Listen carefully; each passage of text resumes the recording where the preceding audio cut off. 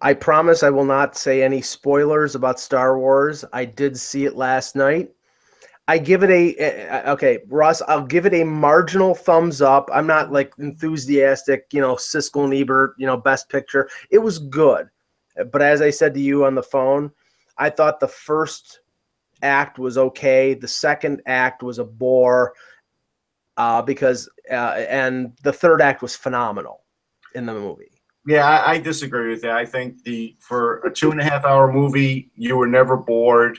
I think people that are like really into Star Wars, which, I guess means you've seen every movie more than 10 times, right. You will look for things that you don't like, and that's what you'll remember. But if you're going to see this movie and you're just like me and you've seen them all at least once, maybe you've seen them all twice, you'll love it. And bottom line is, it's a great movie. It's a great story, and I have no problem with it. I would give it 6 stars if I could. Now, Kev, that's a pretty ringing endorsement because Russ is a very, very tough creator. I mean, he is. I mean, I read his Facebook and he can find fault. And so to me that seems I was going to go see it regardless, but to me that's a strong endorsement from Russ. On a scale of 4 stars, I would give it 3, which is I think pretty good. It's like, I don't think it's not a bad movie. It's a good movie. I get it. But I have to say this though, Kevin. This doesn't have to do with just Star Wars, but any popular movie.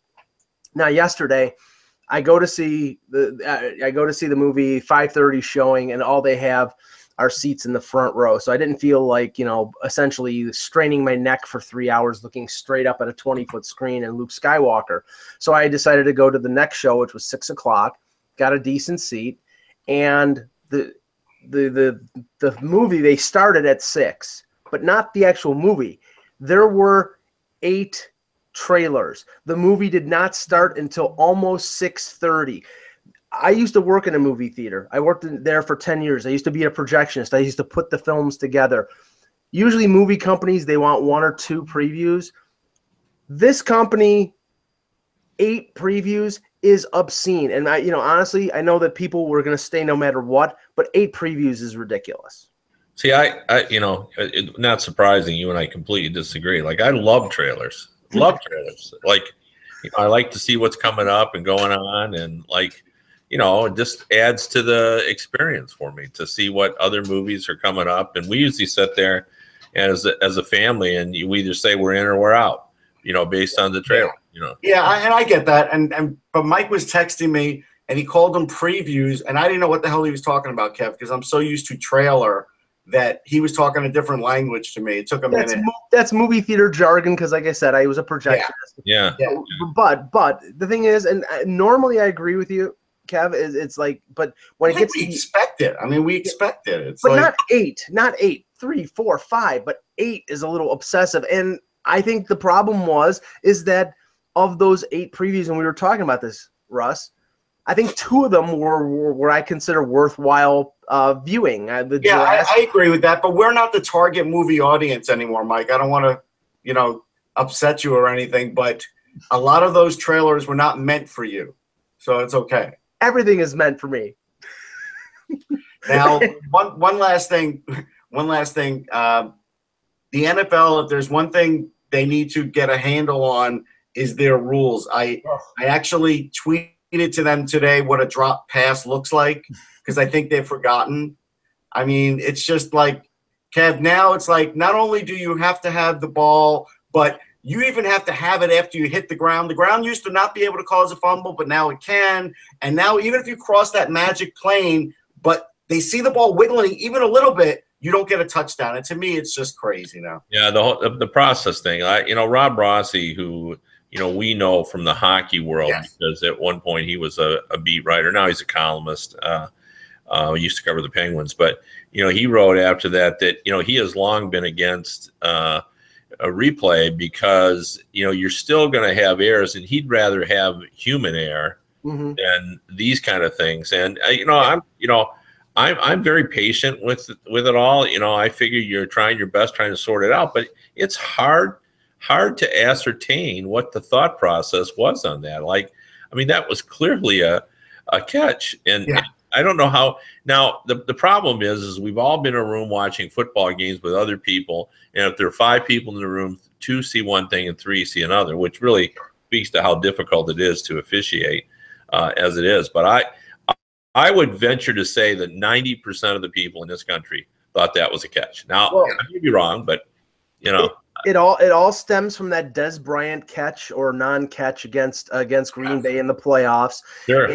And I almost burst out laughing when I was flipping through the channels this morning and I saw Chris Mortensen and Adam Schefter on ESPN, who said that the NFL, with the change in the rules that happened from last year to this year, simplified things. Are you kidding me? The one that Russ was talking with me about before, the one in the Jets game, was absolutely ridiculous that didn't count as a catch. Any catch now where the receiver has his hands on the ball, has his 2 feet down, and when he falls out of bounds, if he doesn't hold on to the ball completely and doesn't juggle it, that's okay. If he does juggle it, it's not a catch. I mean, where I don't get it. I think the NFL loves and craves controversy because that's good theater. See, I go back to when we played flag football, Kev. That's a catch. Like, no referee on the field is going to tell you that it wasn't. No, I'm with you 100%. Like, that was a catch. I saw it. I thought it was a catch. I don't get it. And I'm not saying it because it's the Patriots. Patriots fans. I know, but the Patriots fans always think that we're picking on the Patriots. It just so happens they happen to have played in a lot of controversial games. That's just the way it is. They get on TV a lot. You just wonder whether these things should be done. There should be 100 people in a room, 100 football fans, and they should just, on every play, they should just vote. And I like that. Like a jury, and they can decide, because I would venture to say that most fans would have called that a catch. And isn't this game about the fans? It's supposed to be. It's true. Well, and then last night, I mean, and maybe not as many people saw this as saw the Pittsburgh New England game. In the Dallas Oakland game, late in the fourth quarter, Oakland has a chance to win the game. They're on the 15-yard line, and Derek Carr scrambles and stretches for the end zone with his 2 feet inbounds and fumbles the ball into the end zone from about the 2-yard line, and they called the touchback, and Dallas wins. And all the Dallas haters out there were probably extremely pissed at that point. But I don't know what the solution to that is, because I saw a bunch of people like Rich Eisen and a bunch of football commentators saying that's a bad rule. Okay, but what's the solution if you fumble I know what in the the end zone? solution is. I do. I thought about it. The solution is, if you get rid of the breaking the plane and go back to, you actually have to touch inside of the end zone. You actually have to be, some part of you has to be in the end zone. Then guys will stop stretching like that. Okay. Yeah. No, that I think that's true, actually. Yeah. Because what does complicate it is players are constantly reaching. Because now that they're reaching, and they never used to reach like this, everybody's trying to knock the ball loose when you do that. Everybody. Yeah. Wouldn't it be ironic that they go to touching the end zone in the NFL and the NHL goes to breaking the plane when it comes to offsides? All right, let's go back to hockey. I can't even think about that. Okay, here we go. Hello, Hockey World. Today is Monday, December 18th, 2017. I'm Obi-Wan Cohen. I'm Kevin Allen of USA Today Sports, and Russ just made my day. And I'm Kylo Ren Agello, and this is the HockeyBuzzcast here on HockeyBuzz.com. Okay, let's start with this because I think it dominated the weekend.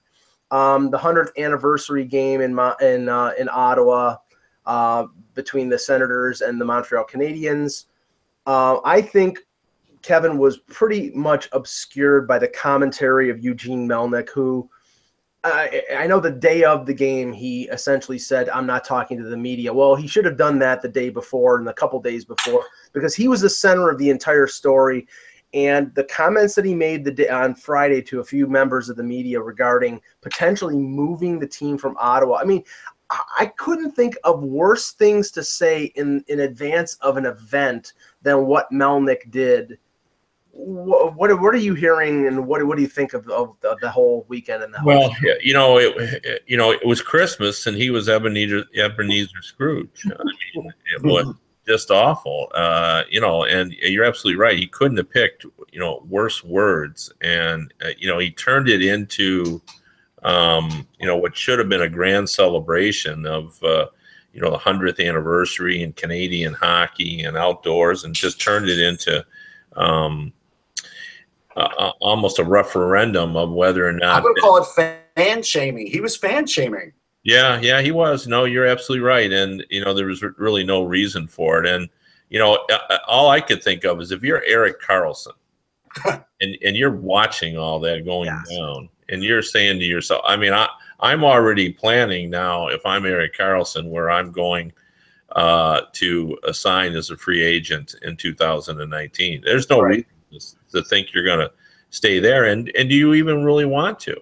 If your owner is going to act like that, I don't even know how he can defend that. I'm sure he's going to say, well, I'm just being honest. Well, sometimes it's better not to be honest and just keep your mouth shut. That wasn't the time nor the place for that. Here's the thing. Here's my thinking, Mike. First off, to all the haters of outdoor games who always say, oh, it's not worth it. Oh, they never sell out. Oh, they're still making plenty of money. They're still the coverage is good. There's still a lot of interest, because when something goes wrong and it goes wrong at one of those games, there's an awful lot of coverage. That's one thing. The other thing is Eugene Melnyk is the one who wanted that game exactly where it was played, and he asked Gary Bettman for it, and he got it. And that makes him extra millions of dollars this year. And for him to sort of act like that with the fans, that was lousy. And Russ, I think he did it completely for effect, because all the focus was on them. And he's like, okay, I'm going to basically be P.T. Barnum here and get the megaphone out and vent my spleen and talk about the problems of getting an arena built downtown. Yeah, and he's trying to speed that up. He is. Right. And the thing is, okay, I have to say this. I was a critic of Ottawa fans and the fan base of the Senators last year, when you had 3,000-4,000 empty seats in the second round series against the Rangers. Okay, and Melnyk brought this up, and he's like, the ticket prices were $150 and they were $1,000 at MSG. I mean, I think he's justified in saying that, but you don't say it at this point in this event. Celebrating the 100th anniversary of the league, you got to know when to keep your mouth shut and when to say something. Well, yeah, I mean if we want to talk about the Ottawa Senators, is there arena disaster? For sure. Is it in the wrong spot? Absolutely. Should the fan base be more supportive? Absolutely as well. So there's a lot that he's right about, but it's just the wrong time to say it. And maybe as they move closer and he has to explain what's going on with Erik Karlsson, maybe it's the right time. Mm-hmm. I was at the draft in Ottawa, and I was at the All-Star game in Ottawa. And the crowds for those were great, like very, boisterous, into it. So yeah, if you're not filling the barn every night, then look at yourself. Don't always look at the fans. Now let's shift to Karlsson here, because and more than just him, because I mean, right now this is a franchise in crisis. Even though they've won a couple games in a row, and they're maybe they're starting to pull out of their funk, but I think they've dug themselves a big enough hole that it's going to take a Herculean effort in the second half, Kev, like, Andrew Hammond winning 25 games in a row or whatever, to get back into it. And I don't think that's going to happen twice in 3 years. So where does Pierre Dorion go here? You've got a couple restricted free agents in CC and Mark Stone, who are looking for new contracts. You got Hoffman making pretty good money, and he's a good offensive forward. You've got Karlsson a year away from unrestricted free agency. I don't envy Dorion in the sense that I think he's being given a budget, and Melnyk said $68 million. I can't justify spending that much, even going forward, if I don't get more of a support from the fan base. Okay, so you're admitting basically we're trading Karlsson because we can't pay him. Well, you kind of were. I think Dorion's mission depends greatly on what ownership is telling him in terms of what his budget is moving forward. I mean, if they've even had that conversation about next season, and what he knows from what Erik Karlsson is telling him. But if they don't know what he's going to do, and if they're being sincere about their intent to try to sign him, then I think they can't really do anything. If you still think you have a shot to sign Erik Karlsson, you can't start investigating what's out there. Now, if you don't realistic, then now's the time to do it, because I think this case really is different. Usually, you're better off waiting to the summer, but in this case, because how dominant Karlsson can be, you're better off trading him now, because then the team that gets him gets 2 kicks at the can with him. They get this playoff run, and they get next season. And his salary is what, 6 point something? 7.5, I believe. So, okay, well, but it's workable. It's doable. Right. You can fit it in, prorated this season, so for that reason, I think he could go, to a few teams. And Mike, you and I have talked about this. There are some teams out there that could make it work. The Maple Leafs could make it work. I think the New York Rangers could make it work. I think the Dallas Stars, if they're even on their list, I don't have any idea. They could make it work. I see several teams, but the cost will be really, really high. If the Maple Leafs want to do it, it's going to cost them Nylander. It's going to cost them Liljegren. If the Rangers want to do it, Shea's going to have to go. Their first-round pick last June. If it's they had 2 of them, so they could probably have their pick of them. Well, yeah. I think it'll be the Swedish kid, though. 6.5 for Karlsson for this year. 6.5. Yeah. And if you go to the Dallas Stars, then it's going to be the Finnish defenseman that they took number 3 overall. So the price is going to be high, but you're getting back a great player who's in the prime of his career. Yeah. See, the thing is, Russ, is that if you trade him to a team that is a budget team, but a team that is competing, say, I'll throw out Nashville. They're not really a budget team anymore because they're spending money, but I'm just saying, they have been in the past. Then, the chances of him re-signing there with guys like Subban and Yossi and everybody else already signed, Johansson and Bonino and all those guys, are less. If he gets traded to a big market team like the Rangers or Toronto, they're expending assets, but they are expending assets for a guy that they have a pretty good chance of re-signing and extending long term. Yeah, I'll tell you right now, if they got the sense that they can't sign him, I would not only try and trade Karlsson now, which could still run through the draft based on what teams are willing to give up, and Duchesne too. And so I would be moving them both, and then I would definitely be extending CC. I would definitely next year counting on Shabbat and counting on Logan Brown. And while that may not be the ideal situation, I'm hoping that what I get back in the Karlsson deal with those youngsters mixed in doesn't drop me all that much in the standings. And I think there's a chance of that. So I think that's their best chance to come out of this looking good. They're never going to look good trading Karlsson, but at least if they got value, then that would be a way to go. Yeah, that's a great point, Russ, because you're never going to get full value for Karlsson because he is such a difference maker. However, you're going to get a king's ransom back, and you've got good young players, and you'll have enough money to sign your restricted free agents. And they didn't play too badly at the start of the year when Karlsson was up. No, they didn't. It's not like you can't have a good team if there's no Karlsson. Right. I think everything is still there to have a good team, but now I think they're going to have to work at it a little bit. Well, here's the thing, and I'm wondering, putting the two subjects together, if the Senators are bound and determined to trade Karlsson because Melnyk doesn't see a way to pay him and make a profit, doesn't that wound Melnyk even more and make the fan base even more have more animosity towards him? Isn't this like sort of a Peter Pocklington Gretzky scenario in Edmonton where, I know that Pocklington had financial problems, but pretty much his name was mud after he traded Gretzky. Yeah, I think that's possible because this is such a big name player, although right now his name is already mud, I think, in Ottawa. Yeah. So I just think the situation with Melnick is the team would have to win a Stanley Cup, for him to renovate his image, and I'm not even sure that would help at this point. I think they would say, "Oh, they've done it despite Melnick," Yeah. So. Okay.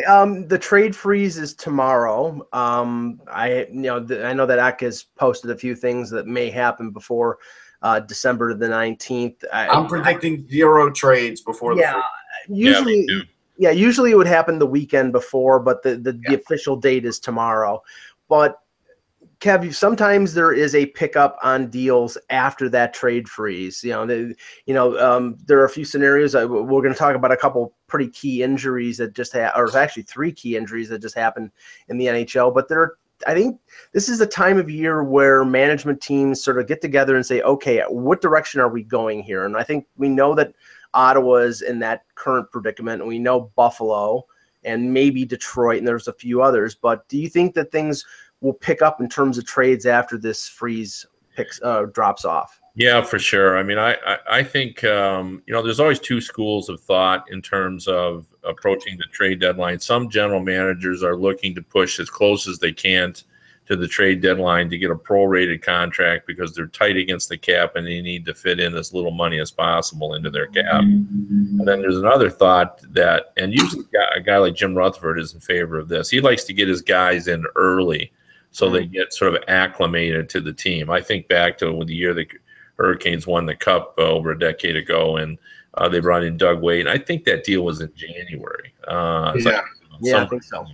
It was in mid-season, and the idea was they wanted him to, feel part of the team. And I think, you'll see some deals, I think, in January, and then you'll see some that are going to push toward. But I don't see the Red Wings moving Green right away. They're not doing, if your objective as a fan is to have them bottom out, they're not doing a very good job of it because they're kind of hanging around and they're right around 500. And just when you thought they were dead, they had a big win over Toronto, and they've picked up some points before Toronto, and they're just sort of hanging in there. And then the Atlantic is very forgiving.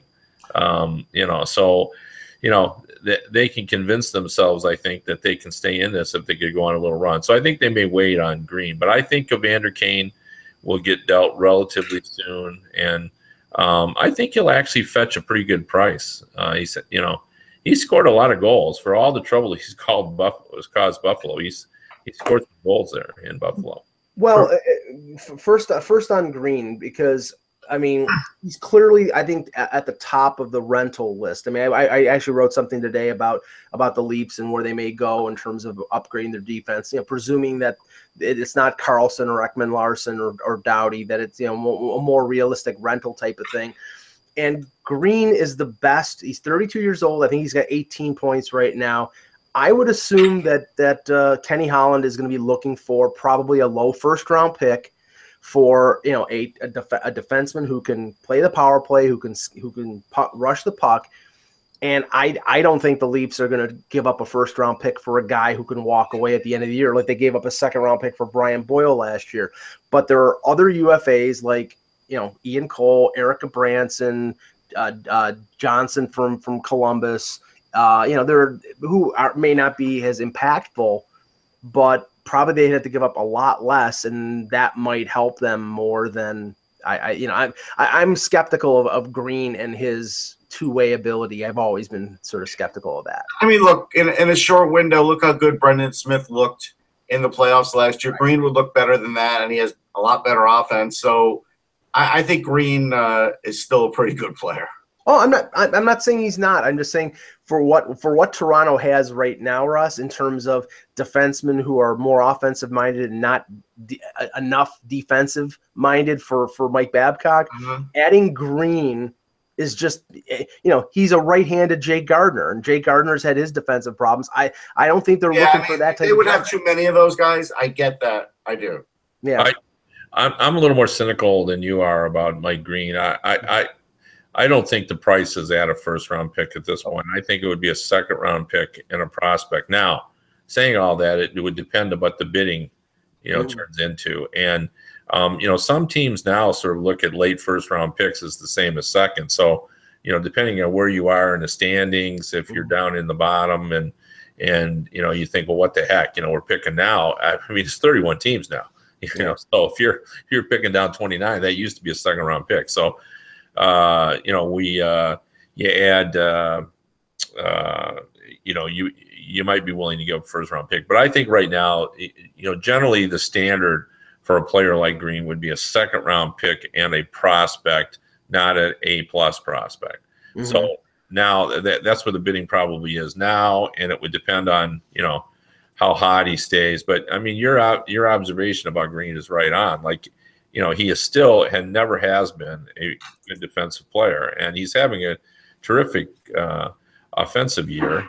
And his skating, he's worked on his skating, and he's even at his advanced age, you can tell the difference. But he's still not a strong defensive player, and you have to cover for him. You got to play him with the right people, and he will give the puck away, and he will take chances. So you've got to have a definite need to be in on the Mike Green sweepstakes, because he's a terrific power play player.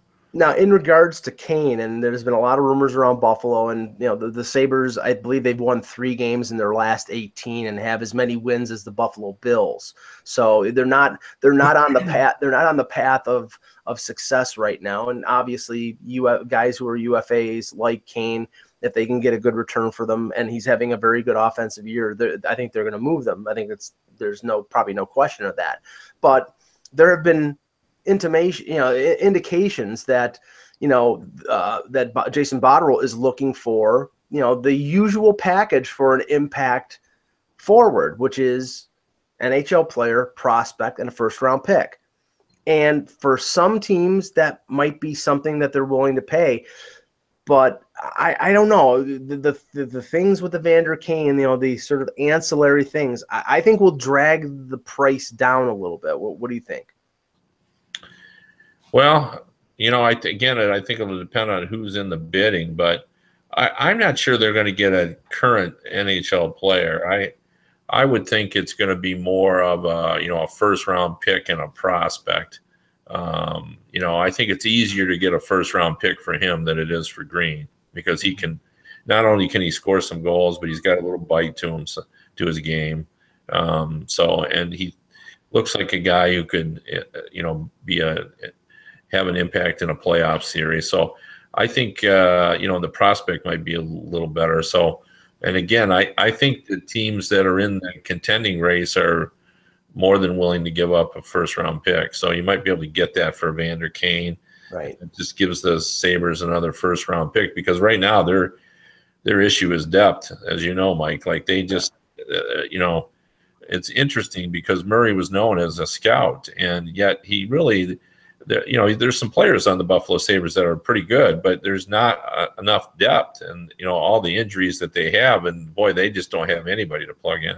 Well, I mean, Russ will be more prepared to talk about the depth of their organization, but I can tell you, because Alex Nylander, who may play for Sweden in the World Junior, so far after a year and a quarter has not lived up to what I thought he was going to be. He's had injury problems, and he seems to be on a better path now. He missed I think it was the first 2 months of the season with a high ankle sprain. But I think at this point they expected him to be like his brother William and be in the NHL by now, and he he's nowhere close to being that. Cal Peterson, Russ, talk about that guy, because he could have been their number 1 goaltender, and he's not even in the organization anymore. He's one of the best in the AHL. I mean, but they still have Gooley.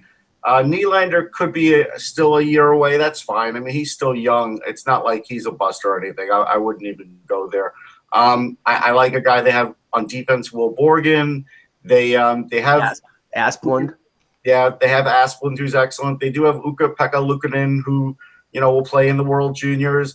So, I mean, they probably are not as deep as they should be, because they definitely shed too much in some trades.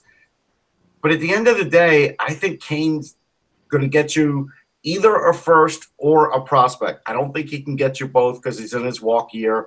And I don't think he's had particularly I have to go back and look at his playoff record, but I don't think he's been a particularly great playoff guy. He hasn't even been in the playoffs that much. Yeah, I don't think he's been in the playoffs. I mean, maybe ever. Yeah. Was he there for Winnipeg when they played Anaheim? I'm not sure. All I know is that, yeah, and even going further than that, I mean, I know Eichel had a hat trick recently against Carolina. I think he's still a top young player, and they're paying him as he's never played in the playoffs. Right. Yeah. He's I think Eichel is a great young player, but he doesn't have a lot to help him. There's a lot of criticism about Sam Reinhart. I'll tell you about Eichel. I learned something the other day. So when the Sabres were here in Philly and they lost, I went into the locker room and I was going to talk to Eichel, but as Kevin knows, when you see a guy just sort of staring out into the horizon and face is red and everything, it's best to just sort of stay away. And I saw him for a good minute or two just shaking his head, and I had tweeted about that because I said, for anybody doubting Jack Eichel, like, oh, maybe he's not as good or whatever, it takes a lot more to win as a team, right? So he's clearly was all in. Next game he gets a hat trick, right? So I know what's in Jack Eichel. It's all about the team around him. It really is. Right. Yeah, I think if anything, his issue is he cares too much. Yes. Like he has to, tone it down a little bit, and I think he has, trouble accepting the fact that not everybody can play at his level. And, when guys are trying their hardest, sometimes it's not enough. And, he just seems to get a little, I think he wants to win, but he's still young. He'll sort it out. It's the ignorance of youth. That's what it is. Yeah, and I'm not worried about it. He's going to be every bit the player that they thought he was going to be.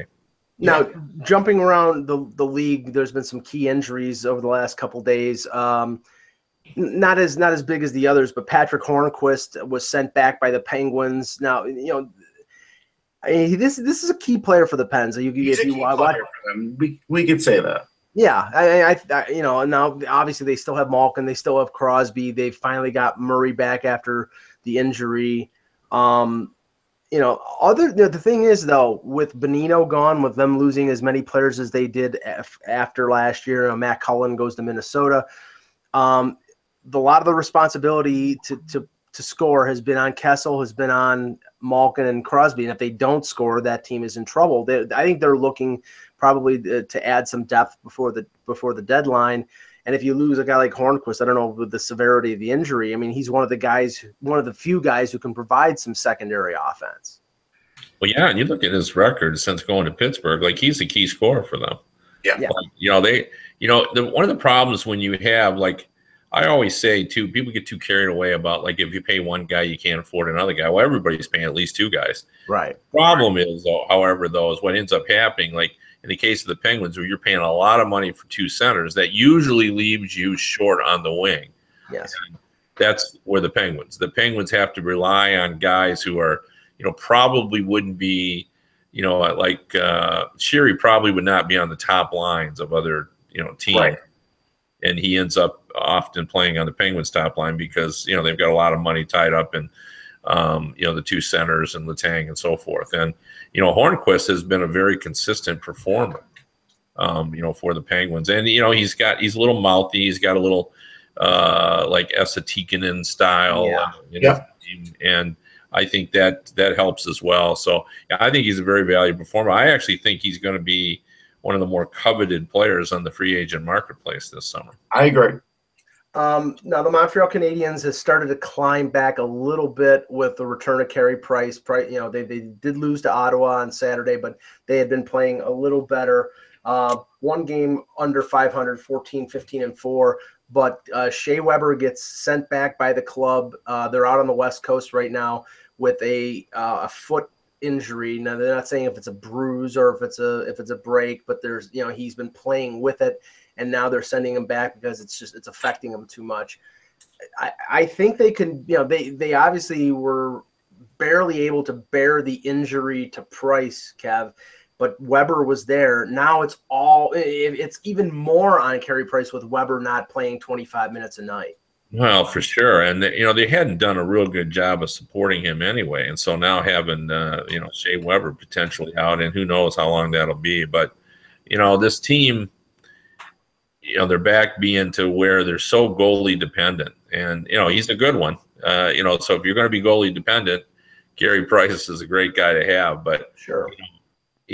One of the issues that has been the case since he's been there is he covers up a lot of their deficiencies, and we forget when he plays well that there's not enough there. There's they really aren't good enough defensively. And how long have you been, Mike, railing about their lack of offense for the last 2 or 3 years? And they haven't really addressed that.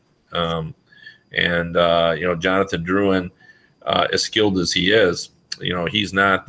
They need much more than him to turn this around. Yeah, and they've been playing Russ. They've been playing Shea Weber with Jordy Ben. They were playing him with Victor Mete at the beginning of the year with the grizzled veteran, the guy who eats minutes, playing with the young guy, covering up for the youthful mistakes. That's understandable. But now that they've sent Mete to play for Team Canada, the World Junior, they're playing him with Jordy Ben, and Jordy Ben's not a bad defenseman. He's a big guy. He's positionally sound, but he's not a top pairing guy. It's like Ron Hainsey playing in Toronto with Morgan Riley. They're good defensemen. They're good veterans, but they're not 25-minute-a-night defensemen. And that's where, there's the failings of their offense, but there's the failings of their defense too. Yeah, they got problems. And I saw Charles Hudon. He's probably got somewhere between 5 and 7 goals this year. Got hit in the face in practice with a puck, so now he's wearing a cage. Like they're in a bad spot, man. This is worst possible case scenario for them now with Shea Weber being out, considering their defense isn't thick enough. The only thing they can do is hope Carey Price gets almost a shutout every game. Yeah, but here's the scenario. Right now, currently in the Eastern Conference, the Rangers and the Islanders are the 2 wildcard teams at 39 points. Third place in the Atlantic is 35 points with the Bruins. Montreal's at 32 points. The Bruins have 3 games in hand on them. Unless they tear off 9-10 in a row, when does Marc Bergevin say, okay, we can't catch third place or the wild card? And when does he start moving pieces?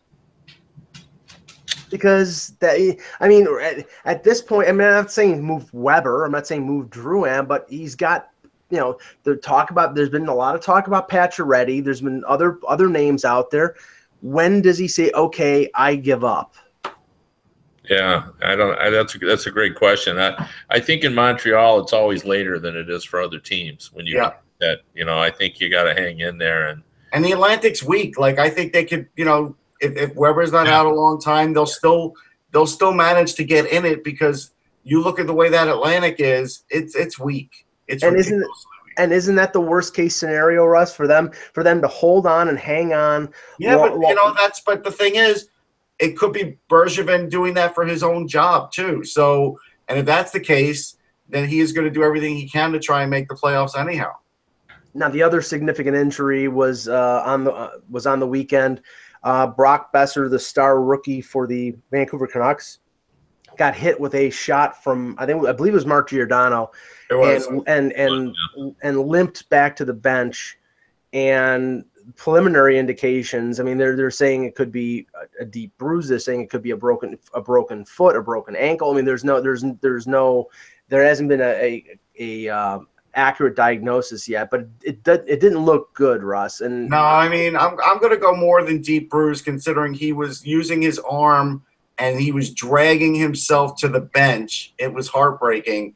Yeah. Now, the weird thing about this injury is we're normally used to seeing this injury on a one-timer or a slap shot. This was on a wrist shot.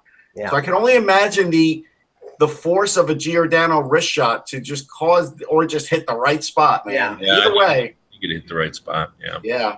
It's heartbreaking, though, because Vancouver's had so many injuries to begin with. And Besser's had his own injury history. Mike and I think Mike was right next to me when he was telling me how he couldn't play in MSG when he was with North Dakota because he had an injury for that too. And so he's had some injury problems because he is a guy that plays all out no matter what. He tries to do everything. And Kev, this is really impactful for this organization because If you look at the standings, San Jose at 38 points, they're third place in the Pacific. Dallas 38 points, they're the second wild card. Vancouver's at 34 points. Now, it's possible, stay in the race. But they, this is on top of Horvat, and there was another forward loss that Ben they Barchi. had. Sven Barchi. So you're talking about the Sedins having to jump up into that primary role again because of other injuries and not a lot of depth being there, that this could be a coup de grace for the Canucks. Well, this is the sad part about all that. Like, first of all, no one has talked enough about what the Canucks have done. Like, I remember writing in the preseason, I thought they'd be a little better, maybe 8 points better, but I still didn't think, they were going to be anywhere near where they're at. Right.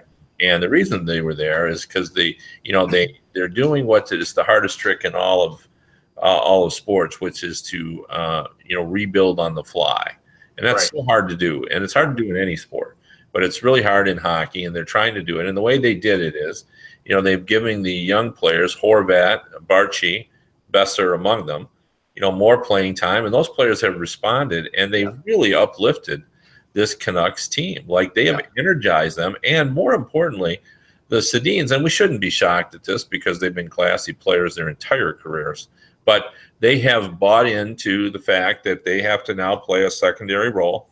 Right. And they've done that well. They've really responded and done their job, what they've been asked to do, and they've taken a back seat and allowed it to happen. And the response the result has been, just great for the Canucks. And now those guys that had, energized the team are all out of the lineup. Right. Those are all important young players. And as you said, now all of a sudden we're back where we were. And at this stage of their careers, I think it's too much for the Sedins to not only to be asked to be on the top line, but to carry the team, without those other guys, doing the work that they had done. So, this is really, really tough. And, I really felt that Benning, the general manager, was sort of fighting for his job this season. And, the results thus far have been impressive in how they've done. So we'll have to see how they respond. But, boy, that's a tall order to ask the Sedins to do. And just ask Russ. I basically have been burying the Canucks because I thought that they should have gone the way of the rebuild, and they're doing their own version of that, and it's been successful to a point. And I thought the best way for them is not sign guys like Thomas Vanek, not add Louis Eriksson for 5 or 6 years, but do what Toronto, do what Edmonton, do what Buffalo did, and just go down and strip it to bare, keep the young guys. But you can't say that they haven't had their level of success. But now, if they can't stay in the race, there are assets there. There are guys like Alex Edler. Gabranson is a UFA. I don't think you're going to trade the Sedins, but a guy like Vanek can be a rent-a-player again. Benning can do things that can help them in the long term by selling off guys in the short term, and that might help them. I think that's true, but I always think in the media we are much quicker to talk about that than what really happens, within the organization. I agree with that. You just tossed that out, but I bet that it hasn't even been a conversation yet. I bet it hasn't, because ownership has been pretty clear. They want to compete, right? And so I don't think it's even been brought up. No. I would agree with that, and I just think, will there be a time? Well, sure, absolutely. If they fall out of it, but I think right now they're not thinking like that. They're thinking about what can we do to plug a hole here and hope Becker can get back quick, and because those guys did a good job. Like the fact that they are even in this race is really remarkable when you consider how difficult it is to try to do what they're trying to do. Now, if you look at the overall NHL standings, the Tampa Bay Lightning are leading with 50 points. Let me see. It was a 24-6-2 record, which to Russ and I, and probably you, Kev, is not a surprise, because you could see that team, sort of going in this direction with Stamkos back, with Vasilevsky. I thought that they were going to be a juggernaut, and so far they have been. But I don't know how many people thought that Nashville were going to be as strong as they have been this year after, the Cinderella season that they had and getting to the Stanley Cup final against the Penguins. I mean, they have 46 points. They're tied with St. Louis, 21-7-4. And if you look at that roster, I don't see many holes. No, and they have really improved it. I ended up writing a story a couple of weeks ago about 5 reasons why this team is so much better than the team that was in the Stanley Cup final, and it got an overwhelming response to it. A lot of people read that story, and most people, their comment was, you're right. Like nobody was really thinking about it, but they're much better at center. If you remember, Johansson goes out in that final. Now they got Johansson. They got Kyle Turris at center. They got Bonino. Bonino can shift up. Craig Smith is playing better than he was last season. Kevin Fiala is playing a more prominent role and recently has really sort of taken off. But here's the thing that's really sort of been lost. With Ryan Ellis out, I looked 2 days ago. Now, it's probably not the same now. But 2 days ago, Matthias Ekholm had the same number of points as Roman Josi and Subban. Like, he had really stepped up. They all had 21 points. So they had three defensemen who with 21 points. Ekholm, I think, has 5 or 6 goals now. So he's really stepped up his offensive game in addition to the fact that he's a big presence out there, can play, physically. And, Ryan Ellis, when he's back, and, this is going to be a really formidable team. And I've checked around the league, and Pekka Rinne is playing as well as he did during the playoffs. Yeah. So I think this is primed. I posed a question on my podcast, is this Predators team as good as the Tampa Bay Lightning? I don't think it quite is, just because of the wow factor of the Kucherov and Stamkos. They're so dynamic, and I don't think the Predators have that ability to have one guy or two guys that can just sort of take over a game in an 18-second span. But the rest of it, their defense certainly measures up, and their goaltending, as good as Vasilevsky is, Pekka Rinne has been very good as well. So, they're right there. I'd still give the edge to the Lightning, but I don't think it's a significant edge. And if people want to say it's a coin toss, I'm okay with that. Yeah, I mean, after the trade for Turris, I said that it wouldn't shock me if they made it to the conference finals, because now they're really strong up the middle. Like, they're as good as their defense is too, they're strong up the middle, and they have goaltending. That's like 3 key things you need to get to the Stanley Cup. So if they made it, I wouldn't be shocked. I still like my dark horse in Calgary, though. I do. And boy, Calgary had a really good game yesterday, and the kids are really stepping up there. Bennett had 4 points. What's his name had 3 points? Jankowski. Like, that's, if you start to get contributions, and again, they have a team who's very strong up the middle too, and now they finally have goaltending. Giordano's having a great year. He's not injured. Calgary's going to be tough to beat also. St. Louis has had a run, but the injury – first they lose Fabry at the beginning of the year. They get all their players back.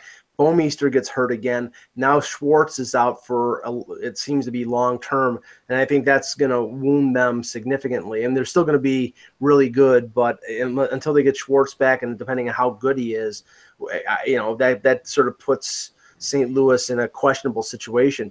I think Nashville's defense, when they get Ellis back, is deeper than Tampa Bay's. I mean, I think Tampa Bay's defense is great, but that top 3 is Stralman, Hedman, and then Sergachev, and you have the veterans, guys like Girardi and then Cuckoo. I mean, you're talking about your number 5 defenseman in Nashville being Alexei Emelin. That's not bad. No, it's real good, in fact. Yeah. Yeah, I mean, I think I agree with you, Kevin, that the wow factor of Kucherov, Stamkos, Tyler Johnson, Palat, all those guys in the top 6 is a little higher than Nashville, but Nashville's got depth. I mean, a guy, Arvidsson is really good. Smith is a good depth guy. I mean, they have enough. Now, maybe Nashville sees that, and maybe before the deadline, we know David Poile likes to pull off the big deal. He sees that team pretty close. I don't know what kind of cap room he can finagle. Maybe he can convince Arizona or somebody else to take on cap space. But he might be one piece away from, winning the Stanley Cup. Well, yeah. So why not go for it? They weren't that far off last year. No. That's the thing. So, and they're a better team than they were last year. I mean, as we all know, you need some luck in the playoffs, and it'll have to break right in terms of who they play. But they're certainly capable of winning the Stanley Cup. I don't think there's any question. Now, I just want to touch on this quickly because I don't want to be too Leaf-centric here, but in the last few days, I mean, the Leafs are struggling. They've lost 3 games in a row without Austin Matthews.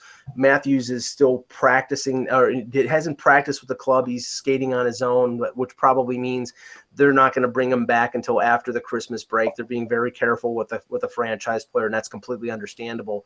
But there's been a lot of criticism in recent days about Mike Babcock and the way he's got the team playing now. They're playing very close to the vest. Russ was a witness to that in Philadelphia last week, where they played an extremely boring road game, tied 2-2 late in the third period, and blew the lead on a bad pinch by Jake Gardner. And the way they're playing right now, Kevin, it's like they're trying to play a defensive game, but they don't have the personnel to play the defensive game. And I know that Babcock is getting a lot of criticism in Toronto because he's playing a guy like Leo Komarov more than anybody, and playing more than Nylander, playing more than Marner, and Komarov has 1 point 5-on-5 the entire season, and people are saying, why aren't you playing the guys who can score? Yeah, no, and one thing you will discover about Babcock as life moves on with him as coach is he will do what he wants to do regardless of what everybody else thinks. But right. He's one of those guys that adjusts based on personnel and how he thinks they're playing, and he obviously thinks this is the best way for them to play given the circumstances of Matthews being out. But I agree with those who say, the Maple Leafs do not strike me as a team that can embrace a defense-first philosophy and be successful. Now, I don't think a team that plays wide open offense can advance in the Stanley Cup final too, and I think they have to master this type of game to be a team that succeeds in the playoffs. But they right now do not have it's funny, they're playing this conservative style to cover up for what I think is a subpar defense. And it's in the subpar defense, and some of these young forwards who make mistakes, they're still making those mistakes, but they're not able to cover up for them because they're not scoring anymore. So it's really so far a little bit of a painful situation without Matthews, and they have to hope that Matthews comes back completely healthy in a couple days. So I do want to mention to people out there, there's actually a documentary that's coming out of Finland on Leo Komarov. I know guys that are working on it. So keep an eye on that. And Mike, when the time comes, I'll let you know. We'll see if we can get some footage of it. Yeah, he's a very interesting guy. He speaks like 5 languages. He plays the piano. He's like sort of like the, Renaissance guy. And he's very popular, but I think, it's the analytics crowd. They see a guy who, they want Josh Levo to play. They want Nylander to play center. They want Marner to get 20 minutes a night.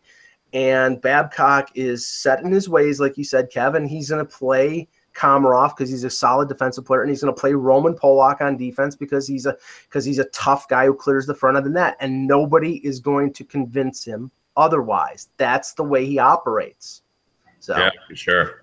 Okay. Great show, guys. We'll be back. I'm not sure if we'll be back tomorrow because I will be up covering the 100th anniversary game between the Leafs and that historic franchise, the Carolina Hurricanes. But we will definitely be back on Wednesday. Stay tuned to my Twitter feed for information on the show. For Kevin Allen, for Russ Cohen, I'm Michael Agello. Thank you for watching. And remember, without the buzz, it's just hockey.